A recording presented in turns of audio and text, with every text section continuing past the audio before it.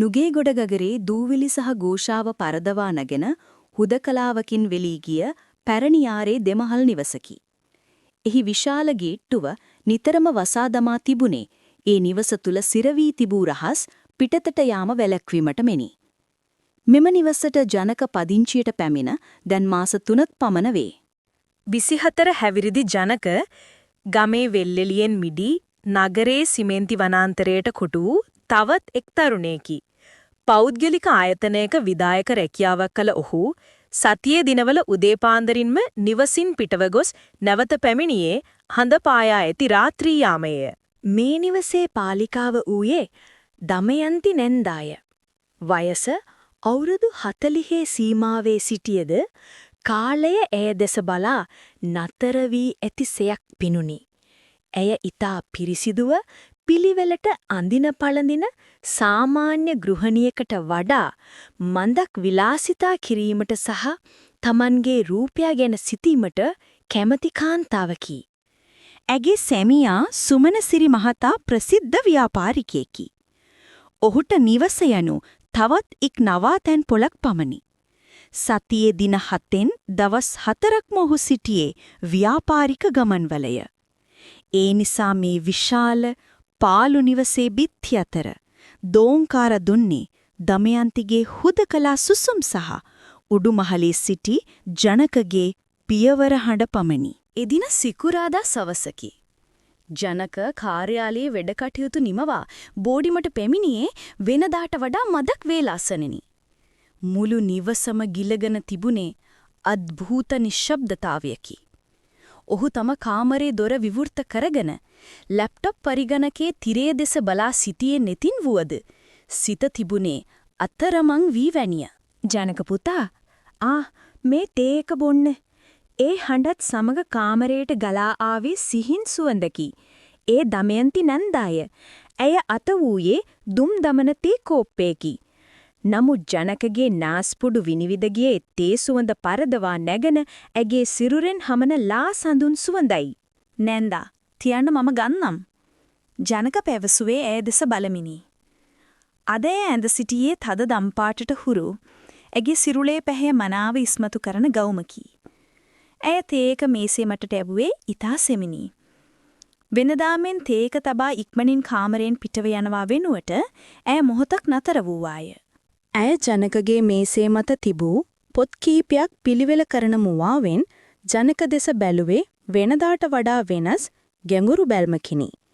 ඒ බැල්ම තුල තිබුණේ මවක් පොතෙකුට දක්වන සෙනෙහස පමණක්ම නොවන බව ඉවෙන්මෙන් ජනකගේ යටිසිතට දැනුනි. ඇගේ දැස්වල තිබුණේ වචනයෙන් විස්තර කළ නොහැකි ආයාචනයකි. වසර ගණනාවක් තිස්සේ කාන්තාරයක වතුර බින්දක් සොයන මෝදෙනකගේ වැනි පිපාසිත බවකි. පුතා වැග ඉවර වෙලා මහන්සි පාටයි. රැට කන්න මොනවා හරි හදන්නද විශේෂයෙන්? ඇය ඇසුවේ ජනකගේ පුටුවට පිටුපසින් සිටගෙනය. ඇගේ කටහඬේ තිබුණේ අමුතුම මෘදු බවකි. එපා නැන්දා, මොනවා හරි කමක් නැහැ. සුමනසිරි අංකල් අද එනවා කිව්වද? ඒ නම ඇසෙත්ම තමයන්තිගේ මුහුණේ තිබූ එළිය නිවි ගියක් මෙන් විය. මන්දක් අඳුරු වූ දැසින් ඇය ජනේලේ දෙස බැලුවාය. නෑ පුතා, එයා අදත් නුවරලු. එනකොට හෙට රෑවෙයි. ඇය ගැඹුරු සුසුමක් හෙළුවාය. ඒ සුසුම මුළු කාමරය පුරාම විසිරී ගියේ මේ විෂාද නිවසේ අය විඳින තනිකම ජනකගේ හදවතටත් දැනෙන පරිද්දෙනි. ඒ මොහොතේ ඔවුන් දෙදෙනා අතර වචන නොමැති පාලමක් ඉදිවෙමින් තිබුණි. පසුදා සෙනසුරාදා දිනේකි. දවල් වරුවේ හිරු එළිය තදින් වැටී තිබුණද නිවස තුල තිබුණේ සිසිල් බවකි. ජනක සාලයේ සෝපාවට වී පත්තරයක් බලමින් සිටියේය. ජනක දමයන්ති නැන්දා අතේ අලුත්ම ස්මාර්ට් දුරකථනයක්ද තබාගෙන සාලයට ආවාය. ඇය ඇඳ සිටියේ නිවසට ඇඳින ඊතා සැහැල්ලු ඇඳුමකි. ඇයි නැන්දා? අනේ පුතේ, මේකේ අර WhatsApp එක වැඩ කරන්නේ නැහනේ. පොඩ්ඩක් බලලා දෙන්නකෝ. ජනක සෝපාවේ පසෙකට වී ඇයට ඉඩ දුන්නේය. දමයන්ති ජනකගේ ළඟින්ම වාඩි වූවාය. මෙහිදී ඇය ජනකගේ සිරුරේ ගැටුනේ නැත. නමුත් ඇය කොතරම් සමීපව සිටියාදයත් ඇගින් විහිදෙන උණුසුම ජනකගේ සමට දැනෙන්නට විය. එය කායික ස්පර්ශයකට වඩා ප්‍රබල විද්‍යුත් ධාරාවක් වැනි හැඟීමකි. එය හුස්ම ගන්නා විට නැගෙන රිද්මය ජනකගේ හුස්ම ගැනීමේ රිද්මය හා පැටලී ගියේය. කෝ දෙන්න බලන්න. ජනක ෆෝන් එක අතට ගත්තේය. ඔහුගේ ඇඟිලි වෙවුලන බවක් ඔහුටම දෙනුනි. මේ තීන නැන්දා. මෙතනින් නම්බර 1 ගහන්න. ජනකගේ කටහඬ මදක් වියලී ගොස් තිබුණි. දමයන්ති ෆෝන් එක දෙස බලන්නට යයි සිතා ජනකගේ දෙසට නැඹුරුවාය. මේ මොහොතේ මුළු ලෝකයම නතර වූවක් මෙන් විය. ජනකගේ නාස්පුඩු අසල රැඳී තිබුණේ ඇගේ පවුඩර් සුවඳ සහ ඇයටම ආවේනික වූ ස්ත්‍රී සුවඳයි. ඇය නොදනුවත්ව වූ ඕනෑකමින් ජනකගේ දැස් දෙස බලා සිටියාය. ඒ බැල්ම තුල තිබුණේ මට උදව් කරන්න යන ඉල්ලීමට වඩා මා දෙස බලන්න යන නිහඬ ආරාධනාවකි. ඔවුන් අතර තිබූ අඟල් කිහිපයක පරතරය තුල වසර ගණනක සැඟවුණු හැඟීම් ගිනි පුපුරුමෙන් පිපිරෙන්නට පටන් ගත්තේය. එකවරම ක්‍රිස් ගේට්ටුව ඇරෙන දැඩි ශබ්දය වීදුරුවක් පොළවේ ගැසුවක් මෙන් ඔවුන්ගේ සිහින ලෝකය බිඳ දැමුවේය. දෙදෙනාම විදුලි සැරයක් වැදුනාක් මෙන් එකිනෙකාගේ නෑත් වූහ. දමයන්තිගේ දැස්වල තිබුණේ බියකි. සොමනසිරියාවද? ඇය රහසින් මෙන් ඇසුවාය. ජනකගේ හදවත වේගයෙන් ගැහෙන්නට විය. ඔහු වහාම නැගිට ජනේලේ නෙබී බැලුවේය. නෑ නැන්ද තැපැල්කාරයා ලියුමක් දාලා ගියා. දමයන්ති දිගු හුස්මක් හෙළුවාය.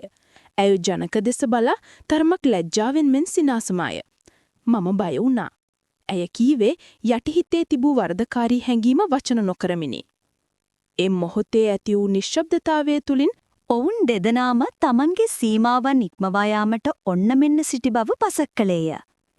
දින කිහිපයකට පසු ජනක වැඩෑරී පැමිණියේය කර්මක් ප්‍රමාද විය. දමයන්ති කුස්සියේ රාත්‍රී ආහාරය පිළියෙල කරමින් සිටියාය. තෙම්පරාදු සුවඳ මුළු ගෙදරම පෙතිරී තිබුණි. ජනක වතුර එකක් බීමට කුස්සියට ගියේය. අද පරක්කු වුණා නේද පුතා? දමයන්ති ඇසුවේ ලිප දෙස බලාගෙනමයි. ඕනන්දා මීටින් එකක් තිබුණා. එසේ කියද්දී හදිස්සියෙම තාච්චියේ තිබූ තෙල් බිඳක් පුපුරා දමයන්තිගේ අතේ වැදුනි. ආයි! ඇය වේදනාවෙන් කෑ ගසමින් අත අල්ලා ගත්තාය.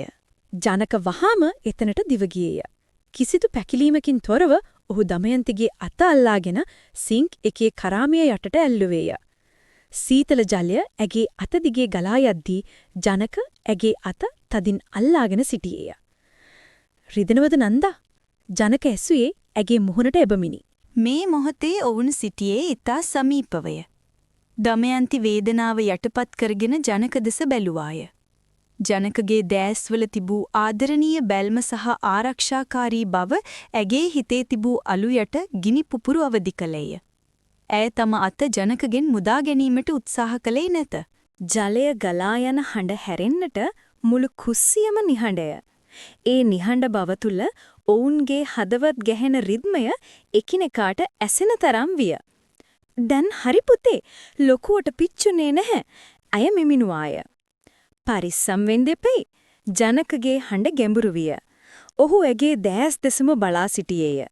ඒ මොහොතේ ඔහුට ඇව පෙනුනේ නැන්ද කෙනෙකු ලෙස නොව ආරක්ෂාව පතන සුන්දර කාන්තාවක් ලෙසය. ඔහොම ඉන්න පුතේ කවුරු හරි බලන් ඉඳීවි. ඇයිතා සෙමින් කීවාය.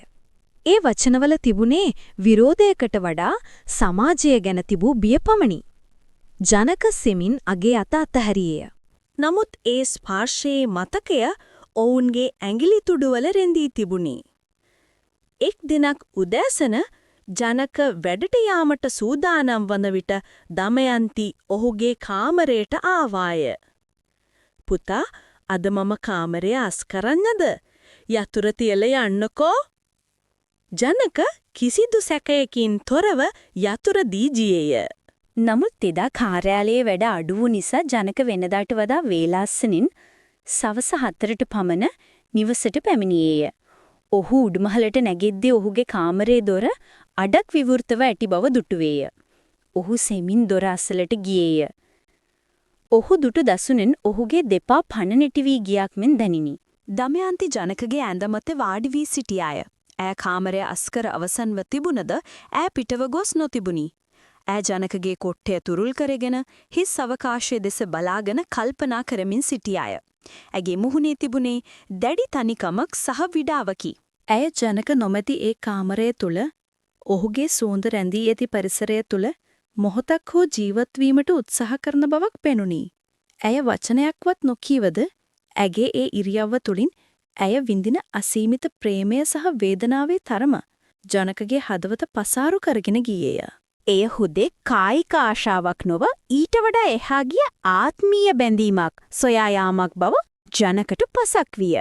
ජනකගේ පපුව වේගෙන් ගැහෙන්නට විය. නැන්ද තමා ගැන සිතන්නේ මේ විදියටද? ඔහු එයට නොදැනෙන්නට ආපසු හැරි පඩිපෙළ බැස ගියේය.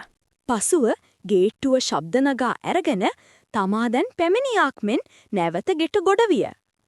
උඩුමහලේ සිට දමයන්ති කලබලයෙන් පහළට එන විට ඇගේ මුහුණ රත් පැහැවී තිබුණි. පුතාද වේලාසනින්. ඇය ඇසුවේ ඇස් වහගන්නට උත්සාහ කරමිනි. ජනක ඇය දෙස බරා අර්ථවත් සිනහවක් පෑවේය. ඒ සිනහව තුර මම ඔයාව තේරුම් ගත්තා යන පණිවිඩය සැඟවී තිබුණි.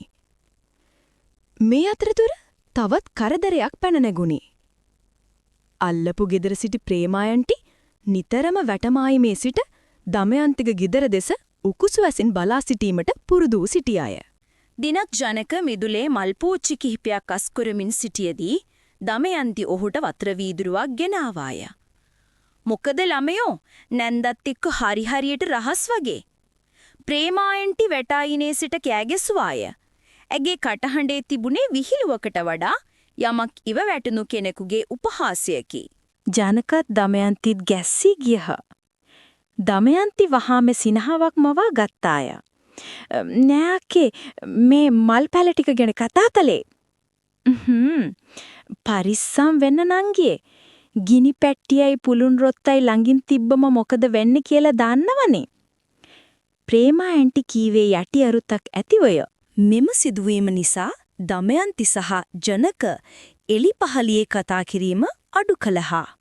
නමුත් එම තහංචිය නිසාම ගේ ඇතුලේ අඳුරු මුළුවල ඔවුන්ගේ හමුවීම්වල තීව්‍රතාවය වැඩි විය. සමාජයෙන් සැඟවී කරන දෙයට ඇති ආශාව තහනම් ගෙඩියේ රසය මෙන් ඔවුන්ව තව තවත් ලං කළේය. එදින සවස අහස කළු කරගෙන ආවේ මහා වර්ෂාවක් රැගෙනය. සවස 5:30ට පමණ මුළු පළාතම අඳුරු විය. ගස්වැල් කඩා වැටෙන තරම් මහා සුළඟක් සමග ධාරානිපාත වර්ෂාවක් ඇදහැලෙන්නට විය. විදුලිය විසන්දි වී මුළු නිවසම අන්ධකාරයේ ගිලී ගියේය. අයියෝ උඩ රෙදි ටික දමයන්ති කෑ ගසමින් උඩුමහලට දිව්වාය. ජනකද ඇය පසුපස දිව්වේය. උඩුමහලේ බැල්කනියේ රෙදිවැල සුළඟට ගසාගෙන යන්නට ආසන්නව තිබුණි. වැස්ස වේගයෙන් ඇදහැලමින් තිබුණි. දමයන්ති වැස්සට තෙමෙමින් රෙදි එකතු කරන්නට වූවාය. ජනකද වහාම ගොස් ඇයට උදව් විය. මොහොතකින් දෙදෙනාම හොඳටම තෙමී ගිය. අකුණු එලියක් පුපුරා ගිය මොහොතේ දමයන්තිගේ තෙතබරිත සිරුරේ සිල්වත් එක ජනකට අඳුරු තුලින් දිස්විය. සීතල වතුරෙන් ඇය වෙවුලමින් සිටියද ඇගේ බෑස්වල තිබුණේ ගින්නකි. ඇය රෙදි කන්දරාව බදාගෙන සිටි අයුරු හරියට ඇය යම්කිසි රැකවරණයක් සොයනවා වැනියා. පුතා ඉක්මනට ගෙට යන්න. දමයන්ති කෑගෙසුවාය. වැස්සේ ශබ්දේ නිසා කතා කරන දෙයක්වත් හරියට ඇසෙන්නේ නැත. දෙදෙනාම කාමරයේ දෙසට දිව ආහා. දොරකඩ පඩිය ළඟදී ලිස්සන සුළු ට්‍රයිල් පොළොවේ දමයන්තිගේ පය ලිස්සා ගියේය. ඇය ඇදගෙන වැටෙන්නට ගියාය. නැන්දා ජනක වහාම රෙදි ටික විසිකර දමා ඇව ඉනෙන් අල්ලා ගත්තේය. ඇව බිම වැටීමෙන් බේරා ගත්තද ඒ වේගයට ඇය ජනකගේ ඇඟට තදින් හේතු විය. දැන් දෙදෙනාම සිටින්නේ ජනකගේ කාමරේ දොරකඩය. එළියේ මහා වැස්ස, ගෙතුල අඳුරුය. ජනකගේ දෑත් දමයන්තිගේ ඉඟටිය වටා ඇති තිබුණි. දමයන්තිගේ දෑත් ජනකගේ උරහිස් මත විය. කිසිවෙක් කිසිවක් කීවේ නැත. පිටතින් ඇසෙන මේඝ ගර්ජනාවට වඩා හයියෙන් ඔවුන්ගේ හදවත් ගෙහෙන හඬ ඔවුන්ට ඇසුණි. ජනකගේ අත්වල උණුසුම දමයන්තිගේ සීතල සිරුර හරහා ගලා ගියේය. මේ අඳුර ඔවුන්ට ලබා දී තිබුණේ පුදුමාකාර නිදහසකි. සමාජ සම්මතයන්, වයස් පරතරයන් සියල්ල මේ අඳුර සහ වැස්ස විසින් සෝදා හැර තිබුණේ. දමයන්ති හිස ඔසවා ජනක දෙස බැලුවාය. අඳුරේ වුවද ඇගේ දැස්වල දිලිසෙන කඳුළු හෝ ආශාව ජනකට දැනුනි. ජනක? ඇය ඔහුගේ නම කියා පළමු වතාවට ආමන්ත්‍රණය කළාය. ඒ වචනය තුළ තිබුණි අවසර ඉල්ලීමක් නොව යටත්වීමකි. ජනක ඇයව තවත් තදින් තමා වෙත ඇදගත්තේය. ඔහු සෙමින් ඇගේ මුහුණට පහත් විය. ඔවුන්ගේ හුස්ම එකිනෙකාට මුසු විය. ඊළඟ තත්පරය කුමක් සිදුවේද යන්න ගැන ඔවුන් දෙදෙනාටම තිබුණේ අවිනිශ්චිත බවක් සහ දැඩි උද්‍යෝගයකි. එකවරම පහත මාලයෙන් දොරක් අරින දැඩි ශබ්දයක් ඇසුණි. ඒ හඬ ඔවුන්ට වෙදුණු අකුණු පහරක් මෙන් විය. දමයන්ති! පහලින් ඇසුනේ සුමනසිරිගේ ගුරෝසු කටහඬයි. සිහිනය බොඳ වී ගියේය. යථාර්ථය ඔවුන්ව ගිලගත්තේය. දමයන්තිගේ දැස් භීතියෙන් පිරී ගියේය. සුමනසිරි අද එන බව කියා තිබුණේ නැත. දෙයියනි, සුමනසිරි දමයන්තිගේ කටහඬ වෙවුලන්නට විය. ඇය වහාම ජනකගෙන් ඈත් වූවාය. ජනක, ඔඩ කාමරයට යන්න. සද්ද කරන්න එපා. දොර වහගන්න. ඇය හති දමමින් කීවාය. ජනක වහාම කාමරයට වැදී දොර වසාගත්තේය. නමුත් දොරේ කුඩා හිඩසෙන් ඔහු එළිය බලා සිටියේය. දමයන්ති තෙත රෙදි ටිකත් අරගෙන පහලට දිව්වාය. සුමනසිරි කුඩයත් පසක දමා සාලයේ සිටගෙන සිටියේය. මේ මොකද මේ තෙමිලා? සුමනසිරි ඇසුවේ සැකයෙන් මෙන් දමයන්ති දෙස බලමිනි. ඔහුගේ බැල්ම දමයන්තිගේ මුහුණේ සිට දෙපතුල දක්වා ගමන් කළේ පරීක්ෂාකාරීවය. මේ වැස්සට රෙදි ටික ගන්න ගියා. හොඳටම තෙමුණා. දමයන්ති හති දමමින් පිළිතුරු දුන්නාය. නමුත් ඇගේ පපුව වේගෙන් ගැහෙන බව සුමනසිරිට පෙනුනි. තනියමද? සුමනසිරි වටපිට බලමින් ඇසුවේය. ඔහුගේ බැල්ම උඩු මහලේ ජනකගේ කාමරයේ දෙසට යොමු විය. ජනකගේ කාමරයේ දොර රෙද්ද මදක් හෙලවෙනු ඔහුට පෙනුනි. නෑ, අර පුතා උදව් කළා. දමයන්ති බොරු කියන්නට ගියේ නැත. එහෙමද? සුමනසිරිගේ හඬේ තිබුණේ අමුතු බරකි. ඔහු සාලයේ මේසය මත තිබූ දමයන්තිගේ ස්මාර්ට් ෆෝන් එක අතට ගත්තේය. උඹ දැන් හරියට ෆෝන් එකත් පාවිච්චි කරනවා වගේ. කාටද මේ රෑ මැසේජ් යවන්නේ? දමයන්තිගේ උගුරකට වේලී ගියේය. ඇත්තදම එයට ඩේටා සමාගමෙන් ආ මැසේජ් එකක් වුවද ඇය සිටියේ වරදකාරී බියකිනි. රාත්‍රිය උදා විය. වැස්ස තුරල් වී තිබුණි. ජනක පහලට කැම ගැනීමට යාමට බිය විය. නමුත් නොගියොත් එය සැකයට හේතු වේ. ඔහු පහලට යන විට දමයන්ති සහ සුමනසිරි කෑම මේසයේ සිටියහ. ජනක, එන්න වාඩි වෙන්න. සුමනසිරි සාමාන්‍ය විදියට කතා කළේ. නමුත් ඔහුගේ දැස් ජනකගේ මුහුණ දෙස තියුණු බලා සිටියේ. ඒ දැස්වල තිබුණේ දඩයමක් සොයාගත් කොටියෙකුගේ බැල්මකි. මම දැක්කා එහා ගෙදර ප්‍රේමාක්කා අද මට අමුතු කතාවක් කිව්වා එන ගමන්. සුමනසිරි බත්කටක් අනන ගමන් හෙමින් කීවය. මුළු කෑම කාමරයම සොහොන් පිටියක් මෙන් නිහඬ විය. එයා කියනවා අපේ ගෙදර දෙන් අලුත් කපල් එකක් ඉන්නව කියලා. දමයන්තිගේ අතේ තිබූ හැන්ද පිංගානට වැටුණි. ටාං යන හඩ මුළු ගෙදරම දෝංකාර දුන්නේය. ජනකගේ හදවත නතර වුණාක් මෙන් දැනිනි. සුමනසිරි හයියෙන් hina වුණේය. නමුත් ඒ සිනහව ඔහුගේ දැස්වල තිබුණේ නැත. මේ ගෑනුන්ට පිස්සු. ඕපාදූප හොයන වෑරෙන්න වෙන වැඩක් නෑ. නේද ජනක? ජනක යාන්තම් සිනාසුනේය. අංකල්. නමුත් ඒ විහිළුවක් නොවන බවත් සුමනසිරි තමන් දෙදෙනා ගැන යමක් ඉවවෙටි ඇති බවත් ජනකටත් දමයන්තිටත් හොඳින්ම තේරුණි. රාත්‍රී ආහාරයෙන් පසු ජනක තම කාමරයට ගියේය. මුළු නිවසම අඳුරුය. ටික වේලාවකට පසු ඔහුගේ ෆෝන් එකට මැසේජ් එකක් ආවේය. ඒ දමයන්තිගෙනි. පරිස්සම් වෙන්න. එයාට සැකයි. දොර හොඳට ලොක් කරගන්න. ඒත් මගේ හිත තාම තියෙන්නේ ඔයා ළඟ. ජනක ජනේලයේ නෙලිය බැලුවේ. වැස්ස සම්පූර්ණයෙන්ම නතර වී තිබුණි. නමුත් අහස තවමත් අඳුරුය. සොළඟ හමන්නේ සැඩපරුෂ ලිසය. ඔහු දන්නා එකම දේ නම් මේ ඇරමුණේ අවසානයක් නොව අලුත් පරිච්ඡේදයක ආරම්භයක් බවයි. තහනම් වූ දේට ඇති ආශාව, බිය සහ කුතුහලය මැද හෙට දිනේ කුමක් රැගෙන එයිදයි ඔහුට සිතාගත නොහැකි විය. ගේට්ටුවට දමා ඇති අගුලට වඩා තදින් ඔවුන්ගේ හදවත්වලට අගුළු දමා ගැනීමට සිදුවන බව ඔහුට පසක් විය.